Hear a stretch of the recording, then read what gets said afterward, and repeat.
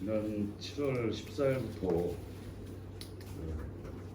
교통요금 인상 관련된 부분과 그다음에 중공영제 모순으로 발생된 여러 가지 문제점들에 대해서 개선을 요구하면서 이 서울지부가 서소문 청사표도 지금 오늘로서 11일차 공동을 좀 진행을 하고 있습니다.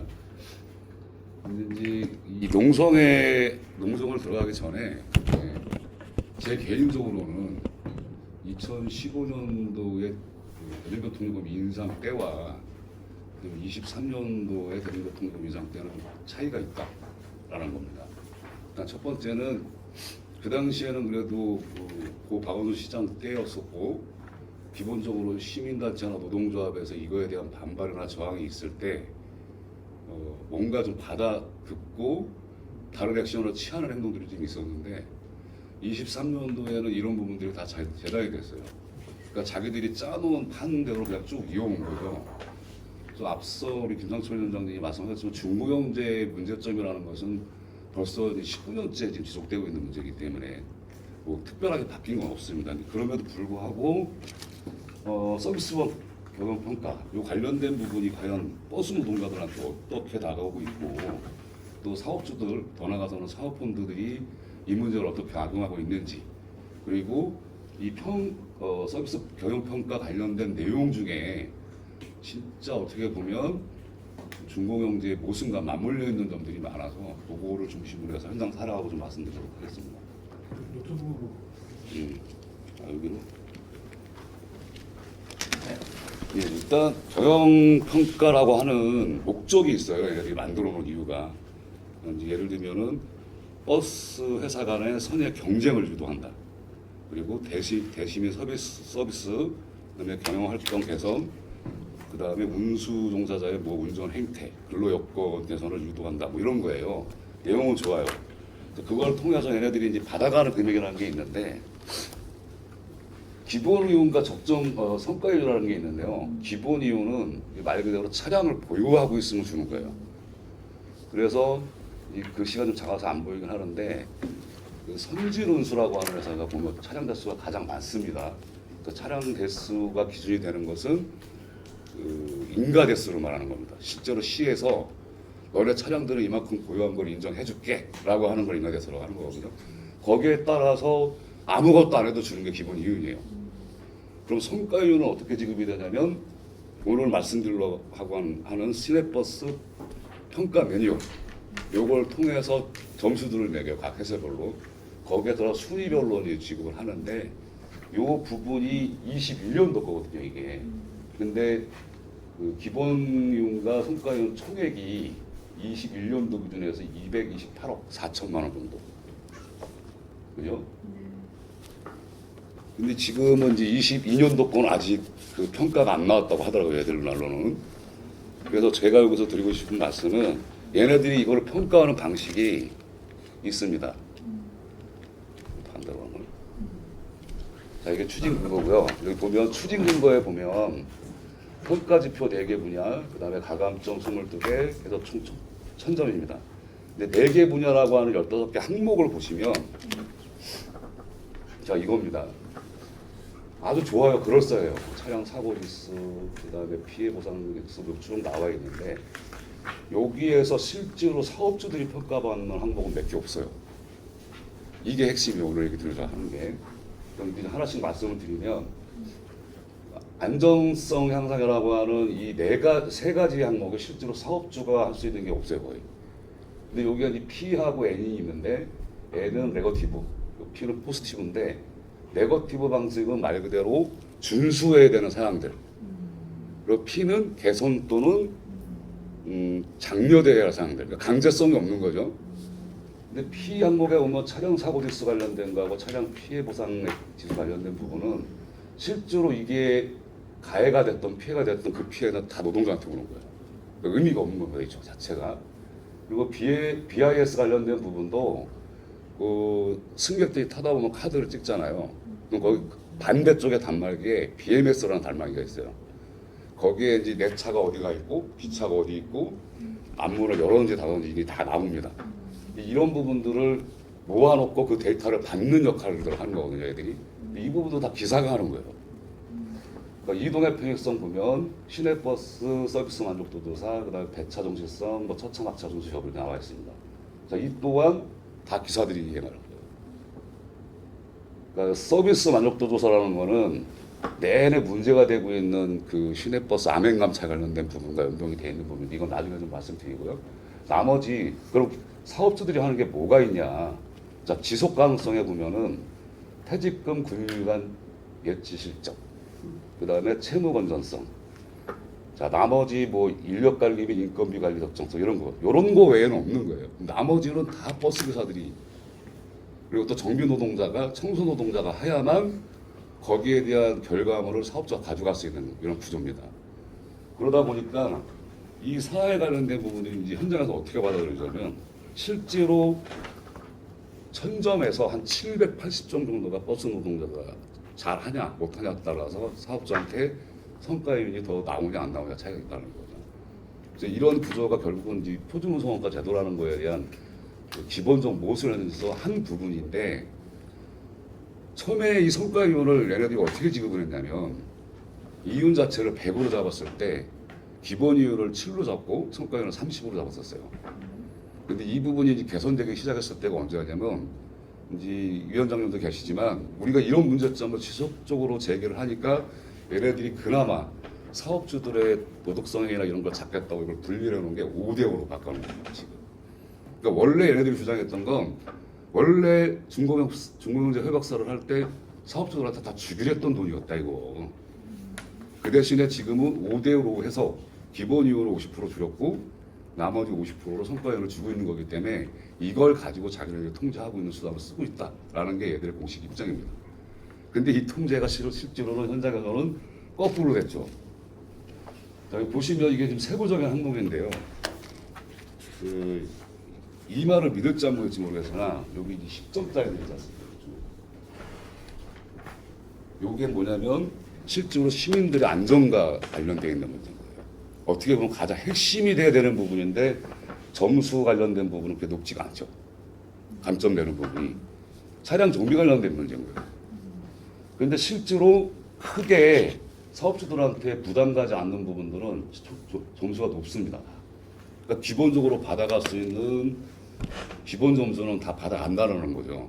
그럼 결론은 나머지가 뭐가 있냐면 아까 서두에 말씀드렸지만 암행감차라고 하는 부분과 그 다음에 이 앞뒤차 간격의 뭐 배차 정시성 관련된 문제. 우리가 버스를 타다 보면은 뭐 어쨌든 막 20분 이상씩 기다리고 이런 경우가 있지 않습니까? 이런 부분에 대해서 12분이나 14분 이상이 벌어지면 감점을 받는 경우가 있어요. 그러다 보니까 이 문제가 현장에서 어떻게 다가오냐면 죽을 듯 살듯 다녀야 되는 거예요. 그러니까 보통 시내버스가 이제 안전하게 다녀야 된다는 게 기본적인 상식인데 기사들 입장에서는 만약에 10분 배차면 한 15분, 17분 벌어지면 미치는 거예요 그때부터. 왜? 불리 올라가요 사무실로 바로. 근데 앞차하고 반발을 대고 가는 차들은 안 불러요 또. 왜? 앞차하고 딱 붙어 다니는 차들이 있잖아요. 금방 차가 가는데 또 와. 그럼 그 차들은 보통 2분에서 3분으로 붙어 다니는 거거든요. 근데 이 사람들이 왜래도 문제인 건데 우리가 봤을 때 거꾸로 사무실에서 이 사람들은 놔두고 벌어진 사람을 불러올려서 심할서를 갖고 징계를 하는 거예요. 이런 걸로 감점을 받았다고. 그러니까 이게 너무 비일비재하다 보니까 현장에서 문제점이나 이런 것들을 지적을 할 거 아닙니까? 그래서 얘네들이 만들어내는 방식이 뭐냐면 통배차라는 게 있어요. 통배차. 이제 보통 배차를 할 때 오후반 첫 차하고 오전반 첫 차, 그러니까 자기 차가 쭉 순번이 있으면 고급 시간표만 나오거든요, 보통은. 근데 통배차는 오전에 만약에 4바퀴를 놓으면 4바퀴 시간표가 다 나와 있어요. 오후도 마찬가지고 자기 끝나는 시간에 딱 정해져 있어요. 그러다 보니까 그 시간에 맞춰서 다녀야 되는 거예요, 무조건. 그러니까 예를 들면 출퇴근 시간 되면 당연히 도로가 막힐 거고 뭐 공사를 하다 보면 또 길이 막힐 수도 있고 하니까 여러 가지 여건들이 있을 건데 이런 것들이 다 무시가 돼요. 그러다 보니까 사고 날 수밖에 없고 승객들한테 부추천할 수밖에 없고 과속할 수밖에 없고 신호위반할 수밖에 없고 이거를 또 안 채우면 아까 말씀드렸잖아요. 운행 횟수 관련된 부분을 채워주지 못하거나 하면 또 불려 올라가요. 이 일반화돼 있어요 우리 서울 시내버스에. 그래서 이런 부분들을 없애고자 계속해서 노력을 하고 있음에도 불구하고 얘들이 얘기하는 건 이겁니다. 애초에 서울시와 사업주가 각 노선별로 하루의 기본적인 운행 횟수에 관련된 부분들을 다 협약으로 맺는다. 이걸 통해서 어떤 개선을 몇 바퀴가 나와 있기 때문에 이 부분을 개선하거나 뭐 하기 위해서는 사업주를 통해서 말 그대로 사업주를 설득해서 서울시로 민원을 넣어라. 그러면 그때 가서 고려해보겠다라는 게 그들의 입장입니다. 그래서 참 어려운 문제인 거고요. 자, 경영평가의 문제점. 참 여기에 나와 있는 건 조금 점잖하게 썼습니다. 근데 실제로 이렇지가 않아요. 예를 들면 몇 가지를 좀 말씀을 드리면 다시 좀 앞으로 돌려보겠습니다. 여기 보면 버스 운행 실태 점검이라는 게 있고 그 다음에 여기 보면 운수종사자 복지 후생시설 관리 실태라는 게 있습니다. 근데 아까도 말씀드렸지만은 그 세부 항목에서 실제로 사업주가 평가를 받는 항목은 몇 가지가 되지 않는데 나머지는 다 버스 노동자들이 해야만 가능한 부분이에요.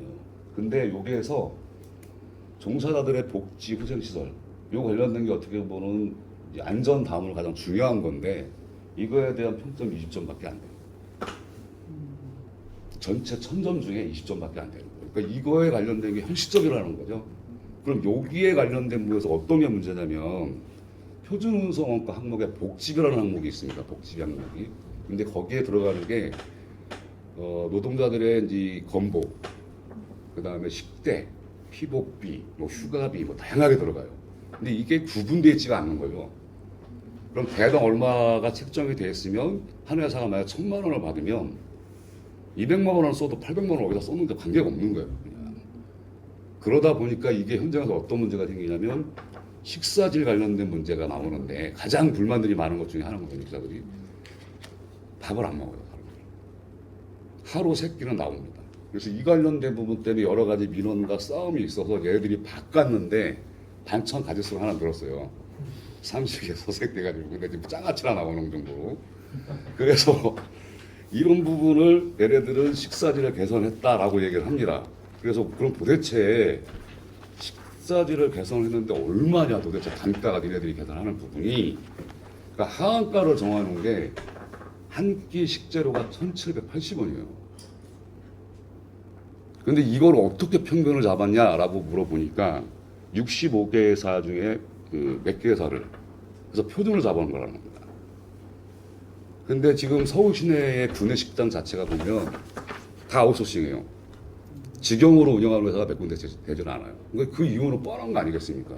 대당 나와 있는 표준 금액이라는 건 정해져 있고 자기들은 냉겨놔야 되겠으니까 가격 순위가 낮은 데로 입찰을 해서 가장 질환 좋은 음식을 주는 거예요.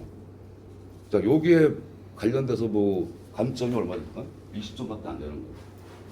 그러니 너도 나도 다 그런 식으로 남겨먹을 수밖에 없는 거고. 또 한 가지는 이제 승객의 입장과 기사의 입장이 좀 틀릴 수 있는데 그 정류장이 있습니다. 버스가 이렇게 와요.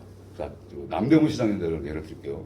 남대문 시장 가보시면 알겠지만은 저녁이든 새벽에든 뭐 주차들을 많이 해놔요. 차들이 짐들도 내리고 하기 때문에 암행감찰하는 분들이 타서 뭐를 보냐면 여기서 정류장에 50cm에 딱 붙여야 돼요. 원래 기준은 붙일 수가 없어요. 그거를 체크해서 내리는 거예요. 자, 그리고 이제 그 저상버스라든가 전기버스는 우리가 흔히 하는 오토인데 아직도 이제 스틱 차들이 꽤 있습니다. 서울시에는.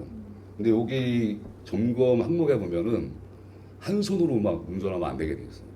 그럼 비하변속을 발로 합니다. 말이 안 되는 거잖아요, 이런 게. 자, 또 한 가지 얘네들이 여기 보면은 그 현금 수입 집계 오차율이라고 나왔습니다. 여기 끝에. 이게 뭐를 얘기하는 거냐면 기사들이 만약에 현금을 내세요, 어르신들이 내면 영수증을 끊어야 돼요. 근데 어떤 분들은 뭐 1,450원을 내시는 분도 있고 어떤 분은 2,000원을 내는 분도 있는데 이게 안 맞는 경우가 있어요. 그래서 이게 플러스가 되거나 마이너스가 되면 그 책임을 누가 지냐? 다 기사가 돼요. 무슨 얘기 이해하셨죠? 네. 그러니까 이것뿐만이 아닙니다. 자, 차량 내에 스티커 같은 게 많이 붙어 있어요. 뭐 노선 관련된 부분 여러 가지가 붙어 있는데 이게 조금만 떨어져도 체크. 근데 그게 무슨 기사하고 무슨 관련이 있는 거예요 도대체. 그래서 이런 거 버스 운행 실태 점검이라는 부분이 어떻게 보면 저희들 입장에서는 승객들 입장에서는 조금 뭐 화가 나거나 뭐 해서 엽서를 뽑아서 민원을 넣는 경우가 있어도 그 암행 감찰이라고 하는 이 사람들의 기준에는 그냥 다 기사를 잘못하는 거예요. 근데 버스 노동자들이 기본적으로 해야 될 첫 번째의 노동은 안전하게 운전하는 거거든요. 근데 이거에 관련된 부분이 어떻게 이런 걸로 판단할 수 있냐라는 게 이게 문제인 거고, 그래서 저는 개인적으로 이거에 관련된 평가 지표, 그러니까 시내버스의 평가 지표를 제대로 하기 위해서는 사업주들의 기본적인 운영 관련된 부분에 대한 시스템들을 점검을 해야 된다. 그래서 아까 우리 김성철 동지가 얘기했지만 회계 관련된 부분이 가장 문제였습니다, 과거에는. 그러니까 외부 회계라고 얘들은 얘기를 하지만 실제로 그 회사에 뭐 이사진으로 있던 사람이 퇴직을 하고 난 다음에 외부 회계 검사 형태로 들어와서 회계를 해요. 근데 이걸 얘네들은 외부에서 하는 회계 검사라고 얘기를 합니다. 그래서 이거를 올려놔요, 공개방에다가. 아까 뭐 2차 검토를 하신다고 하잖아요. 당연히 2차일 수밖에 없죠. 제가 봤을 땐 3차인 것 같아요, 그게. 벌써 2차는 친척들이 한 거고 3차는 서울시가 하는 거니 그 속에서 뭐가 나오겠습니까? 아무것도 안 나오지. 이런 문제가 좀 있었다라는 거. 그리고 또 한 가지는 운전직에 관련된 채용 부분에 있어서 그 감점이 굉장히 큰 게 있습니다.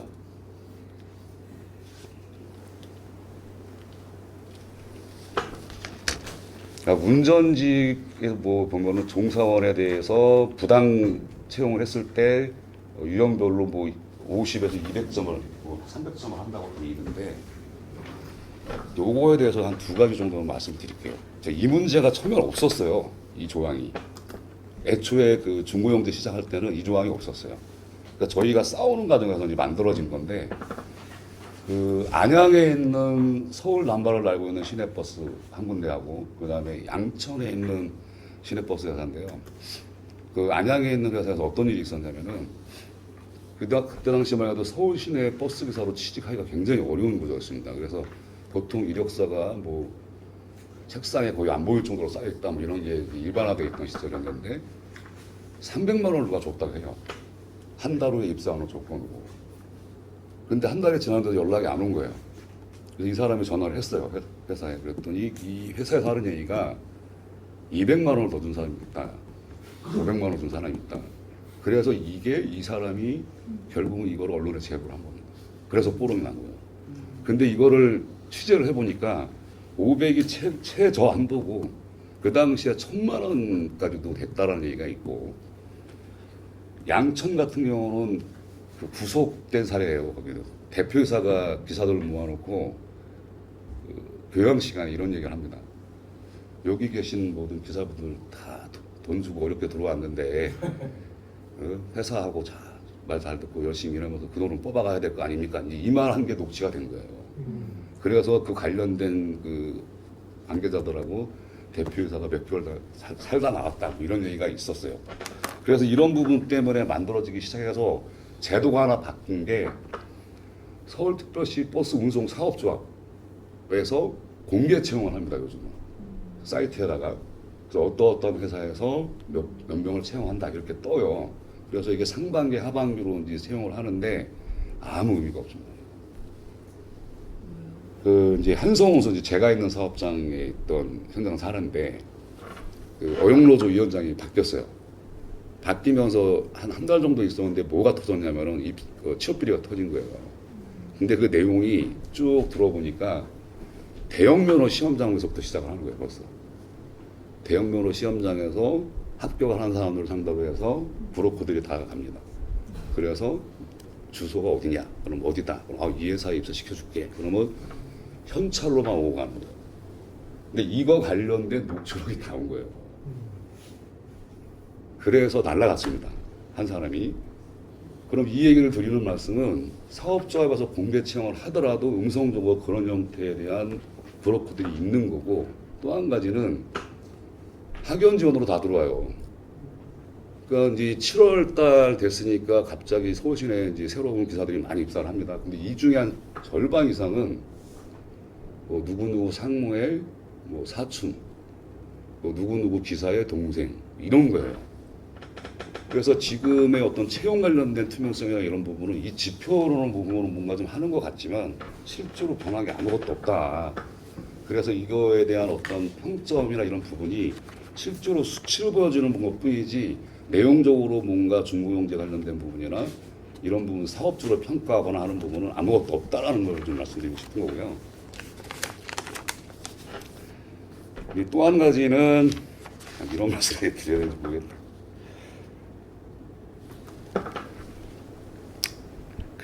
저희가 이제 조끼가 보면 이 빨간색이 있잖아요.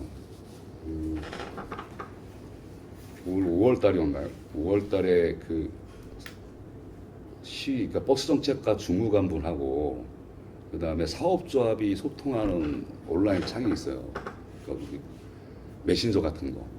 근데 거기에 문자가 하나 뜹니다. 그러니까 운행 실태 점검 기간에 특정 색깔, 그리고 가로 열고 빨간색, 그다음 특정 단체, 조끼를 입고 운전할 시에는 지적 대상이 될 거고, 그 다음에 과태료를 부과하겠다, 뭐 이런 내용이에요. 그 결론은 누가 들어도 저희를 얘기하는 거잖아요. 근데 이 점수가 그렇게 높지가 않아요. 해봐야 3점밖에 안 돼요, 3점. 근데 65개사가 다 공고를 붙여요, 한꺼번에. 같은 날, 같은 시간대에. 쫓기 입지 말라고. 어떻게 보면 지금 저희가 지자체 투쟁을 하는 이유 중에 하나도 그런 부분인 거고, 이제 대놓고 얘네들이 이정적으로 탄압하고 있는 상황입니다. 이런 걸로. 그래서 저는 이 문제점에 관련된 부분이 여러 가지가 있긴 하지만 실제로 이 서비스 평가라는 것이 출발 자체가 일단 잘못됐다. 그러니까 서비스를 평가하고자 만들어놨던 그 항목 자체가 실제로는 사업주를 평가할 수 있는 기준이 될 수 없다라는 게 제가 드리고 싶은 말씀입니다. 그래서 보면 징계 관련된 부분이 굉장히 불합리하다고 썼지만 실제로 뭐 우리가 들어간다고 해서 크게 바뀌진 않겠죠. 근데 그럼에도 불구하고 실제로 우리 버스 현장 같은 경우는 99.9%가 다 어영노조예요. 그래서 실제로 이 관련된 부분 징계를 한다고 하더라도 이들이 사업적 편향적이기 때문에 이거를 징계위원회를 통해서 우리가 어떤 소명을 한다고 한들 의미가 없을 거고, 결국은 점수 못 받은 부분에 대해서 사업주는 버스 노동자들한테 그냥 징계 이런 걸로 다 대갚아주고 자기네들은 임금을 줄이는 형태로 이렇게 갑니다. 그래서 그거 관련돼서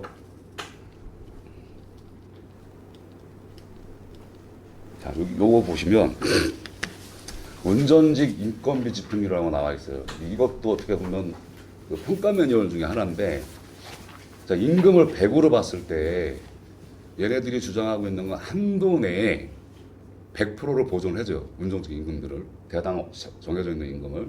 근데 100을 가까이 되면 외로 점수가 적습니다. 2점밖에 안 줘요. 근데 96% 이하면 10점을 줘요. 이 얘기가 무슨 얘기냐면 임금을 줄이라는 거예요. 다른 걸로 또 포함한다고 얘기를 하면 고용을 하지 말라는 얘기를 하고 있는 거예요. 그러니까 기본적으로 아까 김석천 동지가 얘기했듯이 대당 적정 인원을 책정을 해놨습니다. 예를 들면 2.8명이면 0.1458명 정해 놨다고 하면 그 인원을 다 고용했을 때 기본적으로 소정근로를 하게 되면 100에 가까울 수밖에 없잖아요. 근데 이렇게 되면 점수가 적은 거예요. 근데 역으로 사람을 들쓰고 징계를 하고 뭐 하면 당연히 금액은 줄어들겠죠. 자기 기준에 따라서. 이렇게 만들어 놓고 자기네들은 여기에 대해서 부정하고 있습니다. 아니라는 거예요, 이게.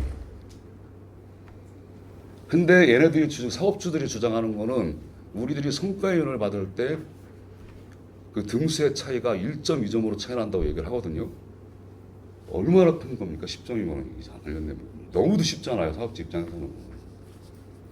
그러니까 운행 실태 점검이나 서비스 평가라는 기준이라는 게 어떻게 보면 이걸 맞추기 위해서 하는 것 같다는 것도 있는 거예요, 개인적으로. 그래서 지금 서비스 평가 매뉴얼 관련된 부분은 실제로 다시 한번 말씀드리지만 시민들의 이용성, 표적성, 편의성 이거하고 전혀 관계가 없습니다. 오로지 이 표에 따라서 자기네들의 성과에는 얼마나 더 많이 가져갈 거냐 여기에 핵심이 되어 있는 거예요. 의미가 없다는 거죠. 그래서 저희가 지금 지분은 이 부분에 대한 폐지 또는 개선을 얘기를 하고 있는 거고요. 자, 여기 보면 노사관계 평점이라는 게 있는데 이것도 한번 말씀 좀 드리고 가야 될 것 같아요.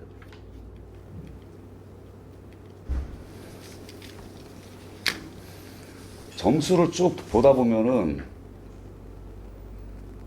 그 노사 관계를 평가하는 부분이 있습니다. 그러니까 예를 들면 여기 있나요? 여기 있을 것 같습니다. 여기 나와 있죠. 이것도 이걸 제대로 지키지 않으면 마이너스 10점을 준다는 얘기인데 이것도 2015년도 투쟁으로 만들어낸 거예요. 저것도. 근데 이게 지금 무슨 얘기를 하는 거냐면 사업조합이 하는 게 아니고 그 버스 정책과에서 각 노동조합한테 평점 매뉴얼을 보내줍니다. 그래서 회사하고 노동조합하고의 관계 뭐 여러 가지에 대한 거를 쭉 나열을 해놨는데 이걸 저희들한테는 안 줘요. 교섭 대표들한테 주는 거예요. 그러니까 이게 오는지도 몰라요, 지금. 이렇게 만들어 놓고 우리가 주장하는 부분을 다 맞다라고 주장하겠다 이런 게 있는 거예요. 그래서 이 평가면을 다시 한번 말씀드리지만 이건 시민들의 완전성, 폐쇄성은 전혀 관계가 없다. 오로지 사업주들의 성과윤을 어떤 형태로 주긴 줘야 되겠고 그런다고 사업주들을 다 때려잡을 수는 없겠고 그 만만한 게 이제 버스 노동자겠죠. 뭐 이런 형태로 서비스 평가가 이루어지고 있다라는 말씀을 드리겠습니다. 그러면 요거 관련해서 아까 그 정시성과 관련된 말씀 드렸잖아요. 배차 정시성. 자, 이게 그 2022년도 7월 7일에 나왔던 언론에 나온 얘기인데요. 진짜 위험합니다. 그러니까 배차 정시성이라는 게 시민들 입장에서는 굉장히 불편할 수는 있어요. 근데 이게 배차 정시성을 처음에 맞추는 것은 회사가 해야 될 문제인 거예요.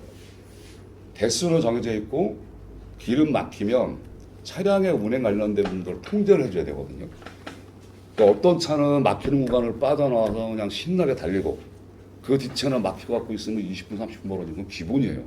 그럼 이 차가 다니다가 승객들이 많이 탈 수밖에 없잖아요. 그럼 더 벌어져요. 앞차는 계속 가고. 근데 이거에 관련된 부분을 전혀 몰라요, 승객들은. 그러면 이거에 대해서 통제를 해줘야 되는 게 사업주가 해줘야 되는데 거기에 대한 관련 기록을 BMS나 이런 걸로 다 확인할 수 있거든요. 컴퓨터로 앉아서. 그러니까 문자 하나만 보내주면 돼요. 안 합니다. 이유가 있는 거잖아요. 아까도 말씀드렸지만. 운행 횟수를 다 채워야만 자기들한테 돈이 들어오니까 그냥 이렇게 시키는 거예요. 뭐 눈이 오거나 비가 오거나. 이게 너무 일반화되어 있는데 뭐 승객들 입장에서는 차가 늦게 오면 짜증날 수밖에 없지만 기사들 입장에서는 더 짜증나는 거죠. 이거 앞차는 도망가고 승객은 많고 내리는 사람 많고 그럼 더 점점 멀어지고 들어오면 차가 하나도 없어. 또 나가야 돼요. 차에서 내리지부터 또 나가야 돼요.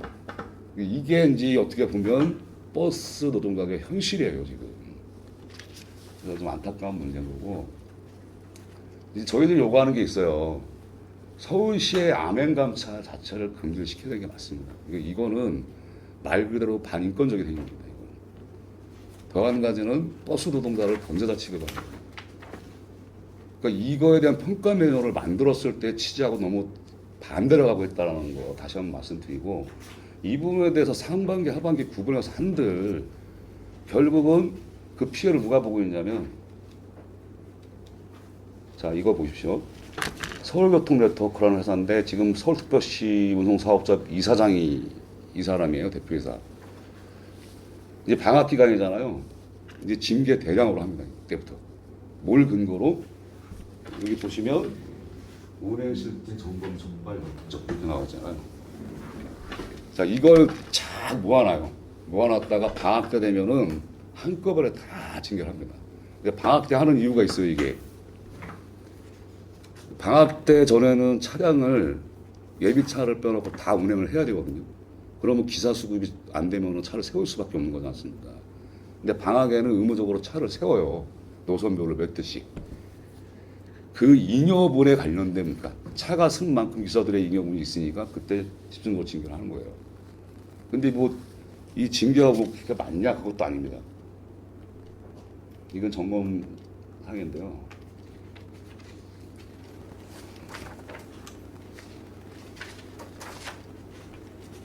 이거 안 나오냐? 어디가 있냐? 정직을 뭐 1일, 많게는 3일 이렇게 줘요. 근데 이게 뭐 대단한 거냐라고 여기 말씀하시겠지만 정직을 주는 기간이 있습니다. 그러니까 보통 기사들이 월말로 끊겨갖고 급여 계산이 되는데 31일, 1, 2 이렇게 징계를 줘요. 그러면 만근이라고 하는 소정근로수가 2달이 깨지는 겁니다. 그러면 그 기사가 이 2달 동안에 손해보는 임금이 적게는 한 달에 40에서 많게는 60만 원 이상이에요. 그러니까 이런 걸로 다 아작을 내는 겁니다. 다 이런 거.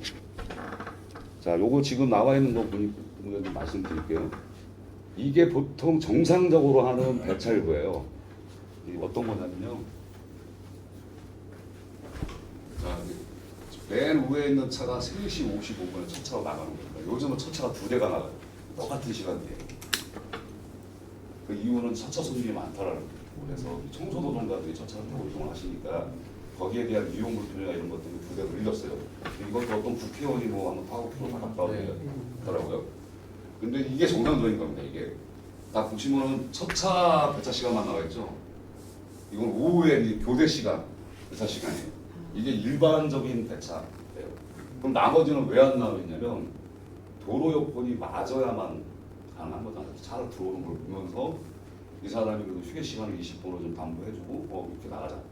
이게 이제 가능한 구조가 이런 건데.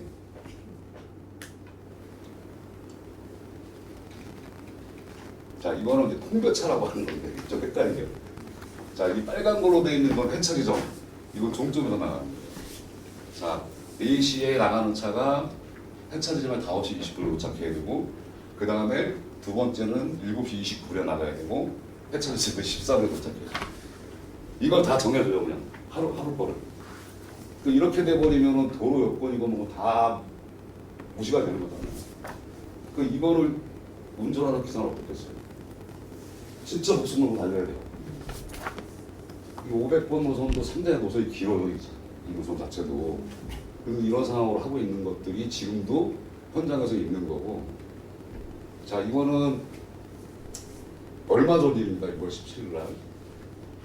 자, 운행시스템 점검 적발자 이종학 해갖고 이렇게 회사에서 문자가 온 거예요. 기사. 근데 본인이 뭘 겪는지도 몰라. 이런 식으로 하고 있는 게 지금 현장의 현실이고요. 이것도 이제 통배차가 관련된 문제인데, 그래서 제가 이렇게 좀 구분해서 말씀드렸지만 실제 핵심은 이겁니다. 서비스 평가 매뉴얼이라고 하는 부분이 어떻게 보면 중고용제 모욕성에 발생되고 있는 한 가지 측에서 사업주들의 성과의 이윤을 주기 위해서 다양한 사람한테 피해를 주고 있다.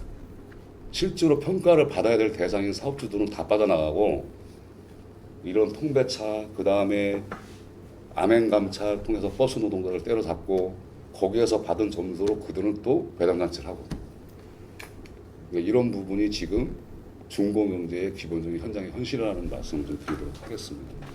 예. 그리고 정비 관련돼서 지금 아까 말씀을 하셨는데,